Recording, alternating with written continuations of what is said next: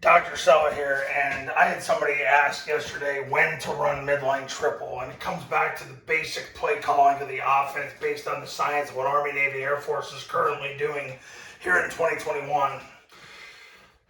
Your entire offense it all starts with the zone dive, and the reason why you started with the zone dive is because you want to get monumental movement on the action key to force number one to have to close down and take the dive.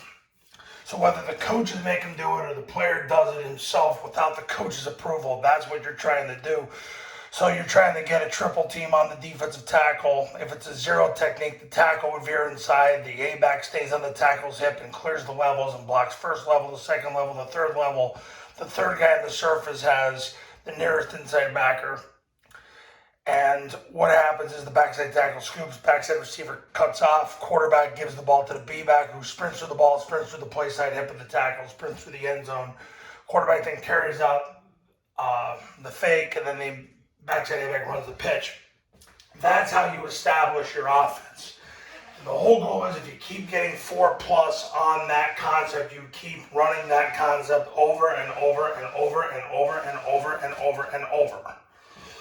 Army, Navy, and Air Force are running zone dive more now than they ever have because they figured this out based on their own analytics.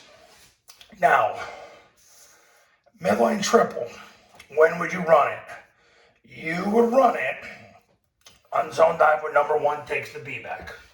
So when he crashes into the wedge that you create and you don't get 4 yards, that's when you come back and you run midline triple.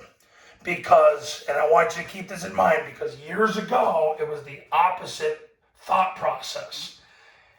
It used to be you ran zone dive when number one took the B-back on triple. Now, you run triple or mid-triple when number one crashes inside to take the B-back on zone dive. So it's the reciprocal of what it was. And the reason for it is because eventually, and the Army staff really figured this out, that if this guy's going to come up the field and take the quarterback, we can run a dive play and not have to block the same two people that we were reading on triple. So there's really no reason to read anything. We'll just keep running dive. So if he wants to take the quarterback, great. Guess what? We're just going to keep running the dive. But as soon as he takes the dive, now you have a real triple option. I made a video a couple days ago about this. If you run triple option, number one's taking the quarterback, there is no triple option. It's a dive play. The problem is you're blocking the perimeter on a dive play. So the Army staff figured out it's kind of worthless to run triple option if number one's taking the quarterback. Well, you might as well just run dive and get the extra people to block the people that matter in taking the dive. Midline triple. Now what happens here is this guy's been crashing inside, so now you're going to read him because and the best part about it is now the quarterback has a pretty good idea it's going to be a pull read. He can't assume it at 100% exactness, but he definitely can be assured that that's what he did on the previous play, so he can expect that it's coming. Okay, so mid-triple happens. So when he crashes, it becomes a 3-on-2 against these two guys because he just took the B-back. So now the quarterback replaces him and scores. And if number two takes the quarterback, he pitches the ball to the A-back. And that's what you want. You want number two to take the quarterback.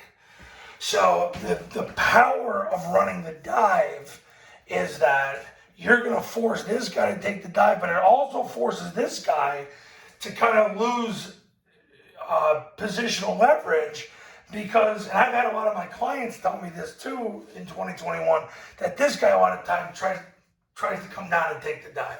They're high school kids, they do that. But that's how mid-triple opens. You don't just run triple or mid-triple to run it. You run it when number one takes the B-back on zone dive. That's when you run it.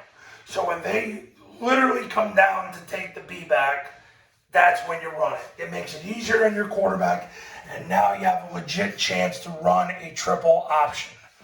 So you have to use the dive to set up mid-triple. That's the answer.